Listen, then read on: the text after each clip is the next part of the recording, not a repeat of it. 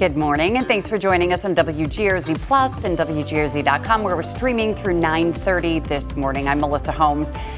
We begin this morning with Buffalo police saying a man is hurt following a shooting on Hampshire Street yesterday evening. Police were called to Hampshire near Fargo around 5 o'clock and found a man shot in the leg. He was taken to the hospital. It is expected to be okay. Buffalo police say this appeared to be a targeted shooting. Still, they're asking anyone with information to call 911.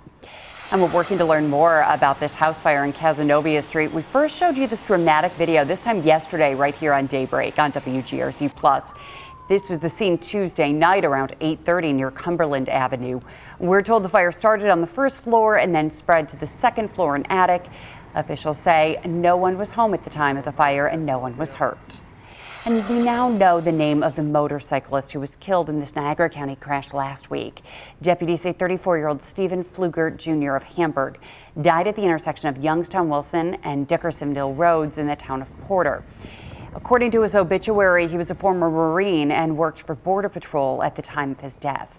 Investigators say he was trying to pass a pickup truck when the driver of the pickup, a 23-year-old from Niagara Falls, started to turn left, and that's when Pfluger's motorcycle hit the driver's side door.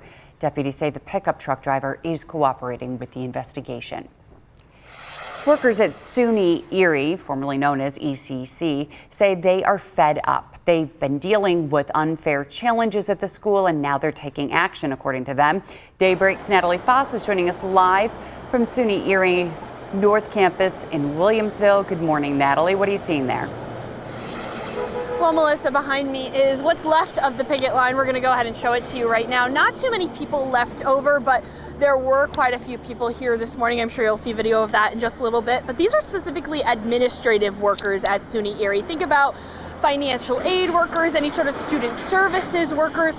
Those are the people that are being represented right now, and they say that they have not been able to get a contract since 2020. They've been in negotiations, and they say that the college leadership is failing to bargain in good faith, so that's why they're out here today. Union leaders have pointed to $18 an hour wages for college-educated employees, along with what they call inadequate retiree health benefits. The union says the college has built up a financial surplus while negotiations have stalled. We have been without a contract for 6 years now. We've had stagnant wages. We've had a lot of reduction in personnel. We've had a lot of people who have either been laid off, retired, or took other jobs elsewhere. Today's picket ran from 7 to 10 this morning at Main Street and Youngs Road as workers push for a new contract, what they call fair pay and benefits. They say that they really just wanted to be visible to the college and hope that they'll come back to the bargaining table with good faith and hopefully get a contract in place. And we've spoken to SUNY Erie. We've reached out to them rather. They have not gotten back to us just yet with a statement, but when we get that statement, of course, we'll share that with you, Melissa. All right, very good, Natalie. Thanks for that live report this morning.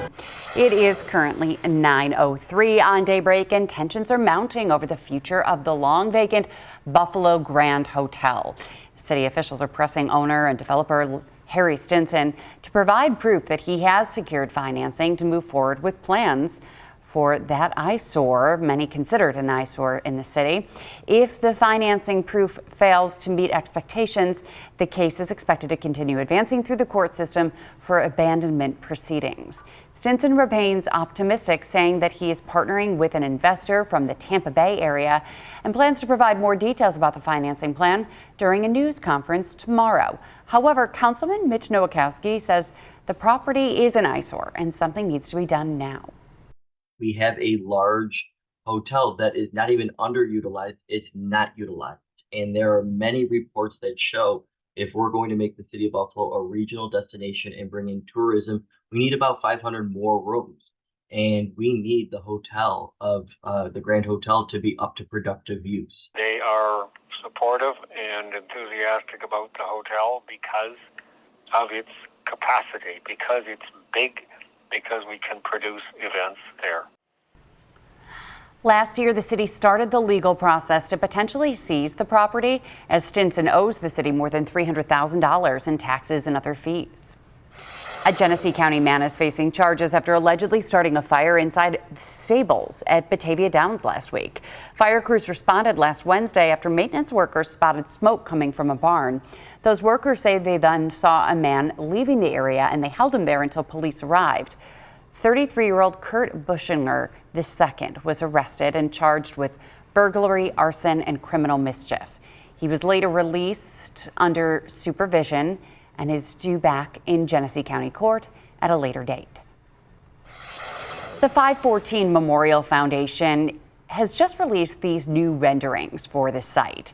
They're inviting the community to take part in an important conversation about the future of it. A focus group was held at Calvary Baptist Church, where the public shared input on the 514 Living Memorial and Healing Center. Organizers say this is the first in a series of listening sessions designed to ensure the project is shaped by community voices and helps guide the foundation's long-term planning. The work goes on year-round. It's not something that just happens in May or around May 14th. That's going to be a big element of our Living Memorial and Healing Center, is that it's open, all year. And so we really wanted something that could be a resource for the community all day, every day. And so that's important for us to realize. And so that's the type of feedback we're getting from these focus groups. And there will be a virtual focus group tomorrow at noon. The next in-person session will be on Tuesday, May 5th at 6 p.m. at Say Yes Buffalo. And Buffalo leaders are spotlighting programs working to prevent youth violence by focusing on mentorship. Mayor Sean Ryan hosted a fundraiser yesterday for Back to Basics Ministries and its Buffalo Peacemakers program. The initiative partners with groups like Buffalo Public Schools, the Buffalo and Erie County Public Library, and the Walden Galleria, stepping in before conflicts turn violent. Its street outreach teams also work to interrupt gang activity, helping young people leave that life for more positive paths. When we hurt one another, the whole community, our society hurts as we hurting each other individually. It's a reflection on the well-being of society in and of itself. That's why we have events like this, to support what it is that we do. We're trying to promote love, and more importantly, we're trying to promote peace. Peace in our communities, peace in our city, peace in our neighborhood, and peace within ourselves. We train individuals on all of that. Really great message there. And organizers say this street-based mentoring of at-risk youth has helped reduce violent crime over 30% citywide over the past few years. All right, Patrick is joining us now in studio to take a look at the forecast. You are in here, right? Yeah, I'm prepping for our big weather show, by the way. Oh. If you have a chance to catch it, it's on at 12:30. Today's theme is 50 Shades of Grey, all three books. Kidding. That was the subject from earlier. It was. No, we're going to be talking severe weather today. We don't always report too much national weather here. There's been a prolific amount of severe weather this week. Numerous tornadoes, horrific damage in parts of Texas and Oklahoma. So we're going to talk a little bit about that, the setup, and some video from there coming up. That's at 12:30 with Kevin and I. You put the two of us together on a show, danger. It's a lot of fun. All right, good morning, everyone. Let's get to it. We've got a couple of showers for today. A few of those are moving in or approaching as we speak. Tonight, down to 37, and then tomorrow, another chance of showers and some clouds and cool temperatures both days, upper 40s to around 50 degrees. So it is going to be cool out there on this last day of April. All right, shower chances today and tomorrow, right about 50%. And lesser chances over the weekend, then it ramps up again next week with showers. Here they come.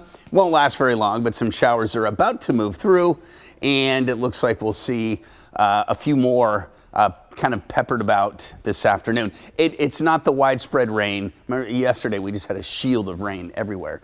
We'll see just some scattered showers tomorrow. Today, rather, sorry. And then another round, it looks like, tomorrow. Future look shows a couple of showers developing. See that this afternoon, so don't be surprised if there's a quick passing raindrop, even maybe a little small hail out of some of these little showers that develop. Temperatures remaining on the cool side. But any shower activity is going to add to our April totals. April has been a very wet month. We're right now at the 5th wettest April on record. If we get just a little more rain, like 1/10 of an inch, we could get into the 4 spot. May 1st starts off where April left off, and that is with some showers moving through tomorrow. And it's going to be on the cool side once again. So May is playing copycat to the month that preceded it, at least to start. Then we see some partial clearing Friday night into Saturday morning, and that will set the stage for perhaps another cold night. We have a cold night tonight into Friday morning where we have frost advisories. I have a hunch they'll be issued again for Saturday morning as temperatures are expected to be cold. And for Saturday, a drier day, a small chance of a little shower working through. Can't rule that out if you've got outdoor plans. Again, very small chance on Saturday. Today, though, a better chance, about 50%, 50 degrees. Overnight tonight, tomorrow morning, we drop into the mid-30s on Friday, the 1st of May. And then for tomorrow, low 50s, it appears, with mostly cloudy skies, even some 40s. Some showers, especially this afternoon, and a few coming through within the next hour. Partly cloudy and a frost tonight, and then tomorrow mostly cloudy with showers in the area of about 51 degrees. All right, there's your weekend. A couple of rain and snow showers for the hills of the southern tier. And then next week is looking kind of on the cool side of the fence with some rain, especially later Monday into Tuesday. And Melissa, some showers possibly on Wednesday. Tuesday is Cinco de Mayo. On the cool side with some showers, and then again, mid-60s. This is not a warming trend, by the way, because we probably drop off after that.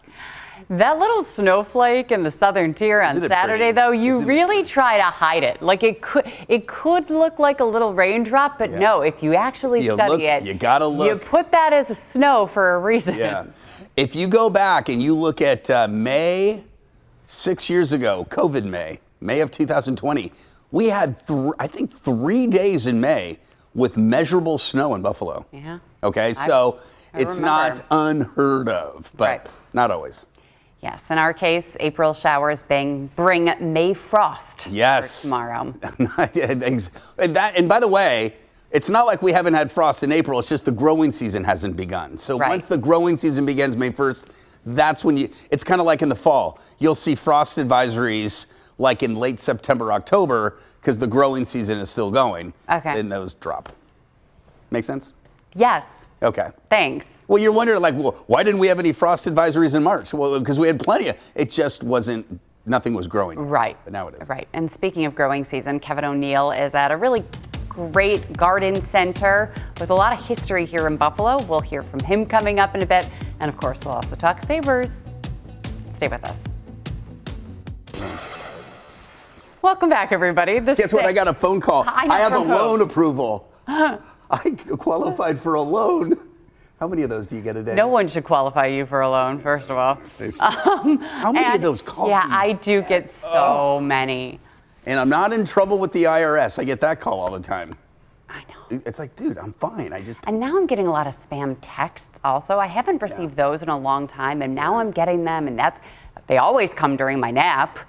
Ding! Oh, it's so notification. Yeah. But I don't understand. I don't ever get a real phone call anymore because we all just text each other. But it's like when the phone rings, I'm like, oh, it's a loan approval. Right. Gone are the days where I used to take the phone from the kitchen and stretch the cord into the bedroom to be able to talk and have some privacy. Yes. You show a rotary phone to a kid nowadays, and they have no idea how does this work. I love that sound, though. Yeah, it's just that. And how long it would take you to, if all of your digits were like 989, like that would take forever to get. Oh, when you had that. Yeah. Oh, the zeros, like get out of here! Don't give me that. Yeah. Or did you ever call time? It was popcorn. If you typed in popcorn.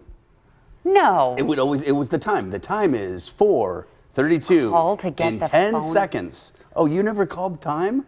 That was I called a weather line. Okay. That's cool. From another station. Do we still have a weather line? We do. I record an update every single day because apparently we get 12 to 14,000 calls on that line a month.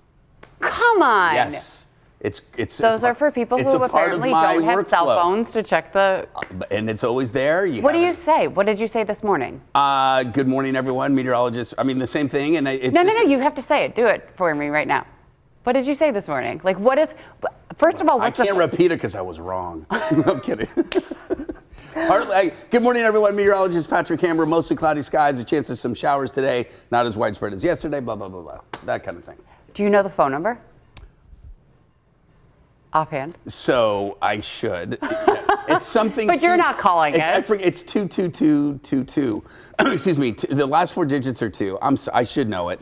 But we record it through a program that doesn't. We don't need the phone number to record the phone data. I should know the number. We'll look it up. We'll let you know. And so the 12 to 14,000 calls this month will now increase if we let everyone know what the phone number is. Mm-hmm. Okay, I digress. Let's talk about the Sabres, shall we? They are getting ready to play in Boston tomorrow for Game 6. They have shown a pattern of playing their best hockey on the road, so let's hope that continues tomorrow. They got off to another really slow start in Game 3 at TD Garden, but they found a way to win in one of the league's toughest environments. And then Game 4, that was a rout. That was the 6-1 game. But all of that momentum and fan hype in the next game here at home only resulted in 1 goal and the overtime loss on Tuesday. It's not an isolated trend either. Other teams like the Flyers, the Wild, and yes, the Bruins themselves have found more success on the road this postseason. The pattern kind of defies logic, but at the same time, it's not really unusual, and head coach Lindy Ruff is not surprised.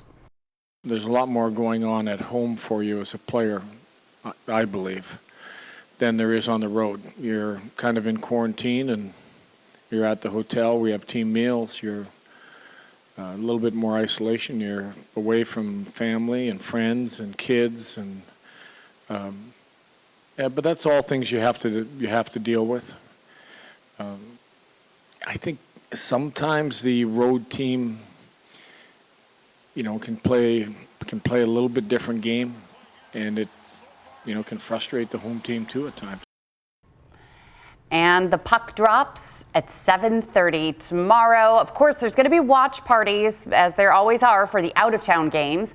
And the Saberhood fan group, they're going to be taking over the 33 Speakeasy with live music, raffles, and prizes. So that'll be fun. I haven't been to a watch party yet. I know. It's been a challenge to get there. We've only had one day, a matinee game. And as we mentioned yesterday, it seems like home field advantage does not apply to this series. No. So hopefully that, continues tomorrow in Boston. Man, alive. I still feel like the Sabres are in a good spot, but they got to win. Yeah. Now, as for Noah Ostlund, who was hurt on Tuesday in the first period, didn't come back, Lindy Ruff said that he will be missing some time. Didn't give any more specifics about that. So it looks like Norris is going to be filling in for him as a forward. But that's too bad because Noah Ostlund, he's been playing really, really well. As a rookie, he just kind of came out of nowhere. Just boom. Yeah, and his injuries do not look good. We don't know whether it's going to be Lyon or UPL or Ellis. I mean, they're all good options. And so there's a lot that remains to be seen. But it'll be fun to have a Friday night game. I'm sure lots of bars and restaurants are going to be packed with Sabres fans just wanting to watch together. And then we'll have all of your highlights and analysis on Saturday morning on Daybreak. And I will be filling in for Rob Hackford, so you can join me Saturday morning. So we'll let you know what fans are saying and hopefully wrap things up, give the Sabres a little bit of a break before series number 2, where they will either play Tampa Bay Lightning or the Montreal Canadiens. I wonder what that series sits at right now. I think they're tied at 2. They've been beating up on each other. That series has been very entertaining. They've all, I think 2 games have gone to overtime. Here, let me look it up. And it's been a very tight series, which we're hoping for, because if we win and we play, those teams might be exhausted. Right. Right? So, NHL. Okay, you look that up. Should I? I'm sorry. The Canadians lead by 1 game, 3-2. Ooh. So it's 3-2. Okay. And they play sometime. They will play sometime. They play again on Friday at the same. They play at about the same time. Okay. Puck drop at 7. Oh, in Montreal. Okay. Yeah. And so I guess our bars and restaurants will have multi-TVs on with lots of different things happening. And you were saying also that the national TV isn't giving a lot of love to NHL playoffs right now, and it's mostly NBA playoffs that are getting so much attention. Yeah, and the Derby this weekend. I think just nationally, the NBA has a larger amount of eyeballs that watch it. But when you live in a hockey city, I mean. And you've waited 15 years for this. And you know, one of the things that I heard about the game and the hockey games in Boston is that you've got the Celtics playing at the same time. So the energy hasn't been as high there because you kind of got it spread out amongst basketball fans and hockey fans. And there's baseball going on too. Yeah, no kidding. Yeah. But what is getting a lot of national attention is what happened with Cammie Clooney and the mic and the Canadian national anthem and the Sabres fans. So that actually is getting more attention, I think, than the actual playing on the ice itself, because there's just a storyline behind it. But our Courtney Courtright spoke with Cammie, and you can go on our website, WGRZ.com, to see that story, to hear from Canadians about what they thought when the Sabres fans pitched in to help get through the anthem, and also what Cammie had to say about it too. So again, that's on our website. But stay with us. We'll have a little bit more coming up. Another loan. Another loan. Good for you. Sabres. 50-23 to 9-109. All right. This is definitely the time of year where people, gardeners, landscapers, green thumb folks start thinking about, getting the garden ready. And Kevin O'Neill was at one of Buffalo's most enduring businesses, family run. They've been around well over 100 years. We'll take you there this morning to Elber's Garden Center. Started in 1919, believe it or not, Elber's Garden Center and Elber's Landscaping. This is the Jim Horning Sr. I've interviewed you before. You have? At the ballpark. Many times. You've been on TV many times, too. A few times, usually underneath the tarp when it's raining at the ballpark. So the Garden Center is sort of the tip of the iceberg for your company. That's correct, and this is kind of our flag stop. This is where it all started here for Elber's. Built a building next door, and we just continue to stay here. If people need a shovel, or they need some mulch, or they need a rhododendron, we have it. But the major part of your business, of course, is landscaping and some Western New York properties that all the campuses and stuff like that. Yeah, and the residentials. We do a lot of residentials, and that's where we started with the houses and the residentials. So that's our bread and butter, and then the campuses are different, and just a great it's a great asset for us. Superstorm Sandy, you guys were part of the cleanup for a park in the New York City area, and you did such a great job that the Fed sort of asked you to help out with Liberty Island.